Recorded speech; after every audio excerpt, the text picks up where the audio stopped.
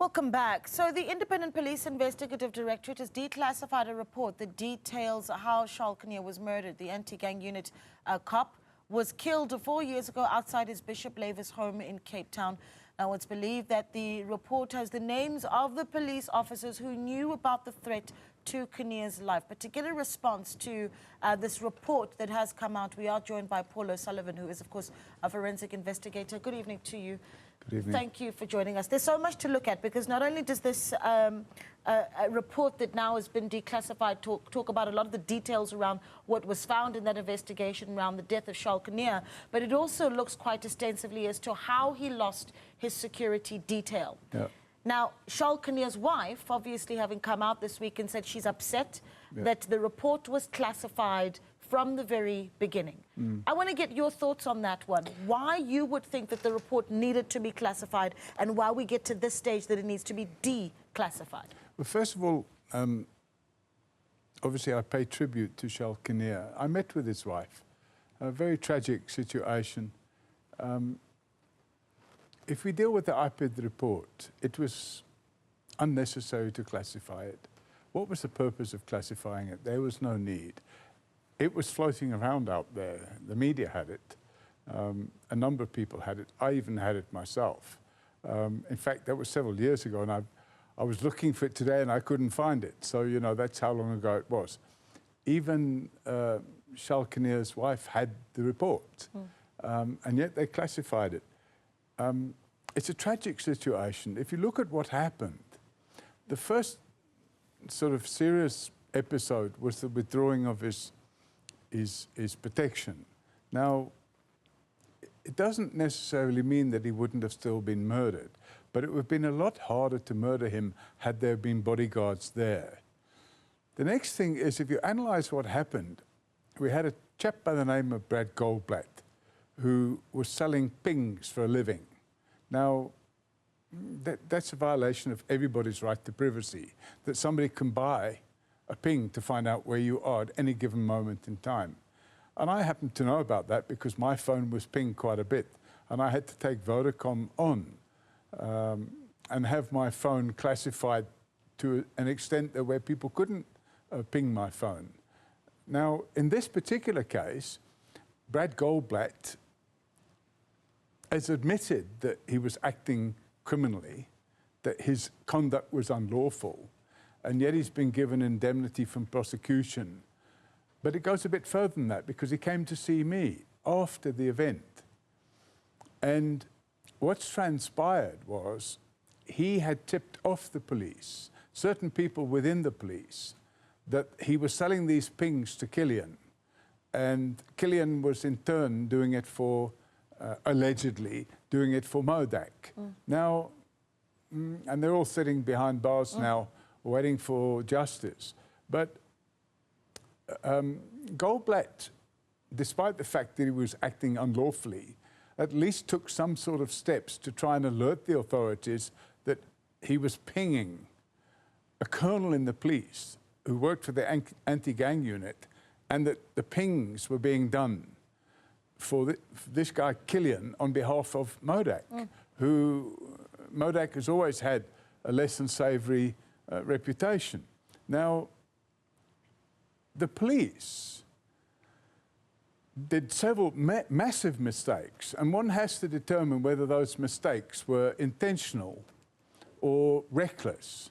They weren't negligent. They were either reckless or they were intentional. If they were intentional, it means those police officers should also be charged with accessory to the fact before the murder. Now, one of the police officials concerned was in communication with Goldblatt, and Goldblatt made it clear that the rate of pings was increasing over certain days, and unfortunately those were the days before Charl Kinnear was murdered.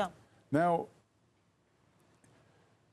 Goldblatt took steps to prevent that pinging by reducing the amount of pings that Killian could do. And the police officials gave him a green light to increase the number of pings so they could monitor what Killian was doing. So effectively, the police authorized the pinging to be done so that Charl Kinnear could be murdered. And tracked. Tracked. Yes. Because but he was being tracked so that he could be murdered. 100%. The pings occurred, now this is what we're hearing, the pings occurred at least 2,400 times, and you know, I'm not sure about the time period there, but the most recent one being 25 minutes after the murder of Charl Kinnear. So that data very, very clear. You talk about security detail, and I think it's important, right? Because at this time, one of the issues that have been raised by Nikki Kinnear is I still need answers as to what is being done about these 9 officials that then dealt with my husband's security. Well, let's go back a little bit in time. We recently, well, a few years ago, we were engaged, the whole country was engaged in what was called the Sondo Commission. Now, I was personally active with providing evidence to the Sondo Commission, and I spent, I would guess, about 18 months or 2 years of my time. Not all the time, but over a period of 18 months to 2 years, providing massive evidence to the Sondo Commission on how the police and the National Prosecuting Authority had been captured by the underworld for no other purpose than to have a hold on the criminal justice system so that state capture as we know it, which is massive corruption on all the state-owned entities, could take place. Because if the criminal justice system hadn't have been captured, state capture as we know it would not have been possible, because good cops and good prosecutors would have said, hang on a minute, what's going on here is criminal, and people would have been arrested. So the Sondo Commission, for reasons best known to themselves, failed to recognize that the capture of the criminal justice system took place between 2010 and 2014. And that took place to enable state capture, which was a looting of billions of rand to take place. Now, that's a massive failing on the part of the Sondo Commission and, in fact, on the part of the government. But more to the point, only a number of the people that were involved in capture of the criminal justice system have actually been brought to justice. I know this because I was involved in the bringing of some of them to justice. So I'm left wondering, what about all the other dirty cops and dirty prosecutors that are still out there that were appointed? They're more like sleepers, but are they actually sleepers? No, they're actively engaged in criminal conduct and covering the tracks of criminals who are currently driving this country onto its knees. Can you give me examples of that? Because I think now about how we've spent the past few months in the country covering the most horrific cases of extortion, for instance, that have, you know, become a massive issue in provinces like the Eastern Cape. And when you go to communities, they'll tell you that they simply don't speak to police, whether high-ranking or police on the ground. Police in the province, for instance, saying they've set up a helpline for people to report cases of extortion, and the community saying, well, this goes all the way right up to the top. So I'm trying to say, is the issue of organized crime still a rotten apple in our community right now? It's not only a rotten apple in the community, it's a rotten apple in the criminal justice system. So there's been a failure by the state to root out all the people that were appointed, unlawfully appointed. In some cases, I have a case now, I'm not going to mention a name, of a 29-year-old male who's been appointed to the rank of brigadier. Now, how on earth can a 29-year-old join the police and magically become a brigadier? It's just unheard of. And we've got those type of appointments that took place. We had a chief of police by the name of Pashlami, Khomotso Pashlami. Well, I went after him, and he went after me. A book was written about it, you know. And I think he had more than 30 cops doing nothing other than trying to nail my hide to the wall. And of course it failed. And I think we have now about 12 generals who were in the police. Most of them have now been either dismissed or suspended. But there's about 12 generals in the police that we've identified as being involved in criminal activity who are now on trial. And that's just the tip of the iceberg. The sad part about it is that we have some really good, decent, honest cops, also at high rank. I mean, I know some generals who I would trust with my life. And I also know generals who I wouldn't trust as far as I can throw them. So there needs to be a clean-up in the criminal justice system. And in my opinion, the only way to do it is to have another Zondo commission that deals solely with the capture of the criminal justice system, because we have infighting going on in the police, and the infighting is classed as insubordination, or, you know, they come up with all these weird and wonderful terms. But the reality of it is good cops are identifying criminals in the police and criminals in the National Prosecuting Authority who need to be arrested and jailed. I think it was last November, it's almost a year ago, we identified a colonel in the police and a senior state advocate who were on the take. They were selling dockets. Now, a senior state advocate in the criminal justice system, working together with a colonel in the criminal justice system, were enabling massive amounts of crime. The two persons in question have since been criminally charged and suspended. And a year later, they still haven't been dismissed. Yeah, let me ask you this, and I want to bring it back to the Kinnear family.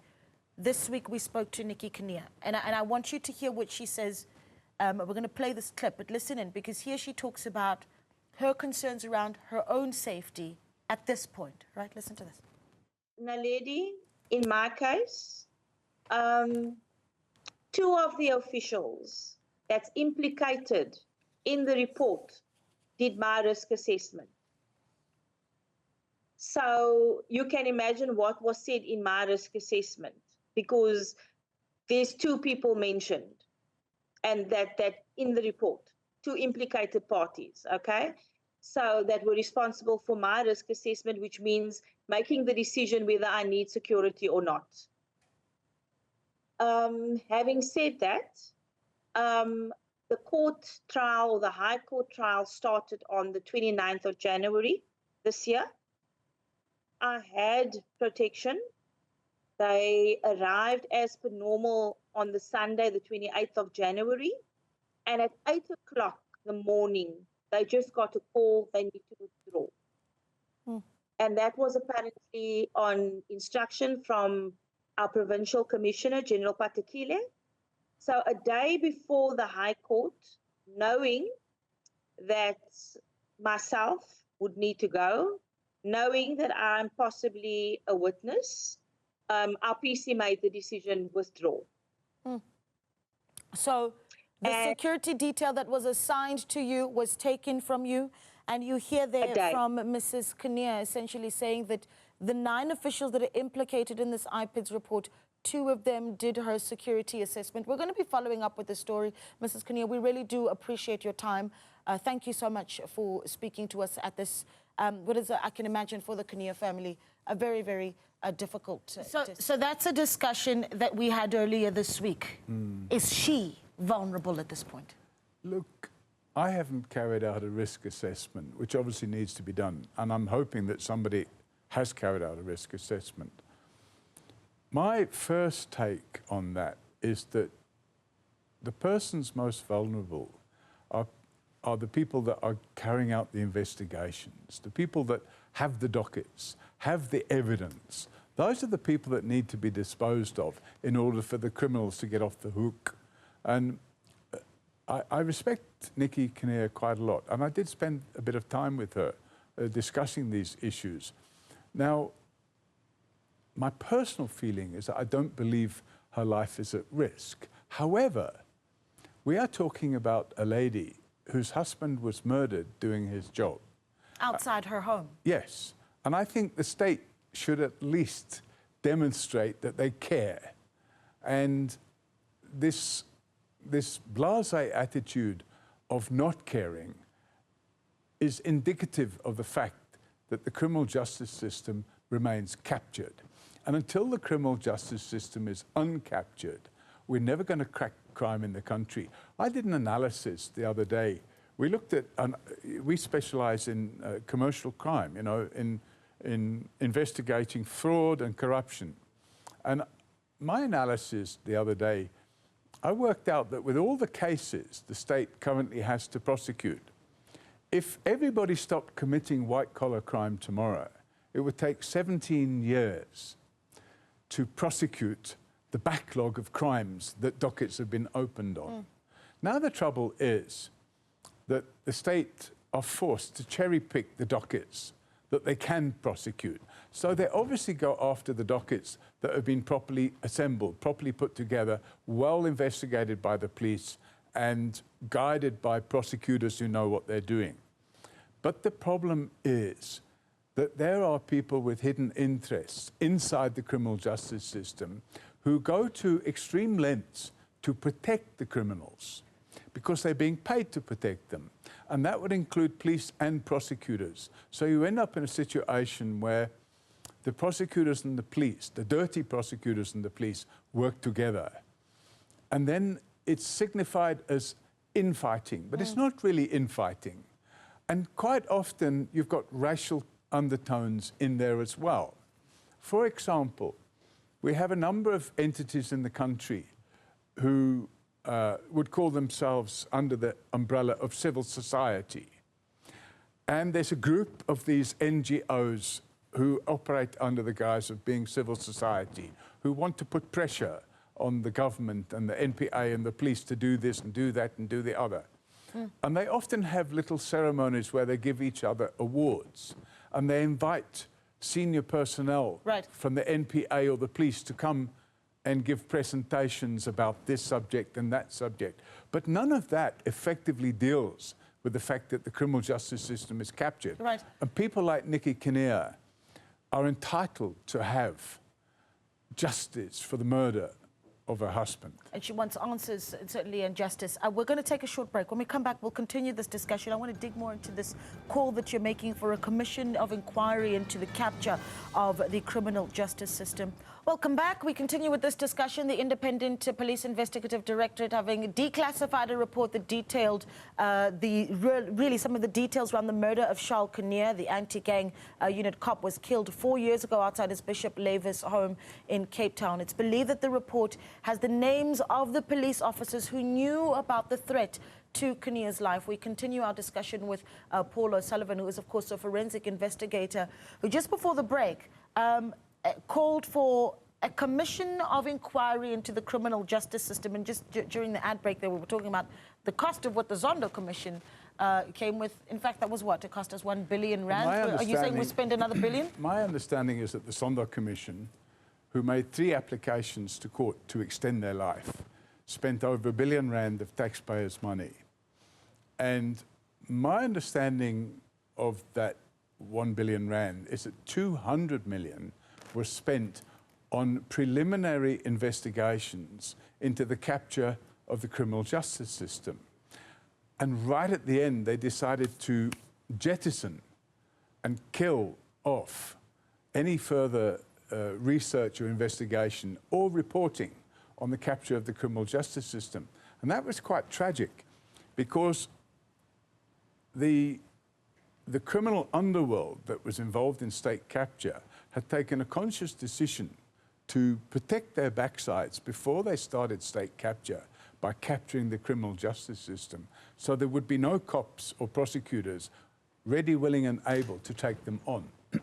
And it's a fact of life that dockets I opened during that period, and I'm talking about between 2014 and, say, 2017, dockets I'd opened, serious corruption dockets that I'd opened, were sitting in a room next to Sean Abraham's office. So all the dockets were gathered, and they were sitting in a room gathering dust because nobody wanted those dockets to be investigated. Okay. So in the interest of time, were we to have a commission of inquiry into the criminal justice system, and you can make the point that you did during the bake round, how the Zondo Commission simply didn't do a sufficient job where that's concerned, what would it prioritize? Where would it start? What would the terms of reference need to be? Well, obviously there's 2 legs to it. I mean, we talk about crime intelligence. That's a rogue entity of its own.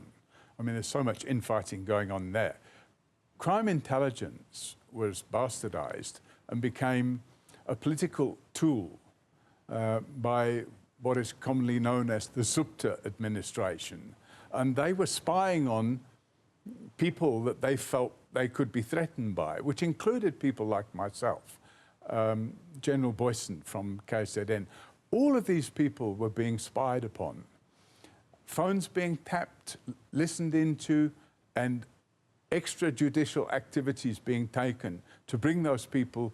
Myself, I think I was arrested several times and charged with fake criminal offences, the same with General Boyson. And we're not alone, Robert McBride. Robert McBride was charged with fraud. He had to spend the night in Pretoria Central police cells after he'd been charged with... I was in the same cell, not with him, but... When you were in, yeah. Yes, I was told, oh, by the way, your friend McBride was in the same cell. Now, what on earth was going on there? That needs to be gotten at. And in my opinion, the investigation needs to have two legs.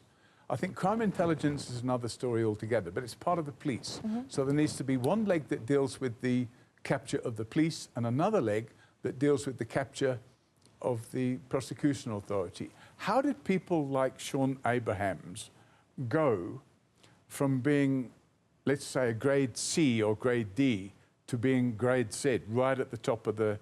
He leapfrogged over 10 positions to be... And who appointed him? Everyone says it was Suma. He wasn't even met with Suma. He was interviewed by Suma's lawyer, Suma's own private lawyer, Michael Hulley. Now, that has never been flushed out into the open. Somebody needs to put Sean Abrahams into a witness box and say, listen here, who did you meet? How did you come to be appointed? And by the way, after you appointed, who did you appoint? Yeah. Okay. Well, we're going to leave it there because we could talk about this for a very long time. And I imagine that what you've done is lit quite the match here and perhaps going to get quite a bit of reaction. But thank you so much for speaking to us this evening, Paul O'Sullivan.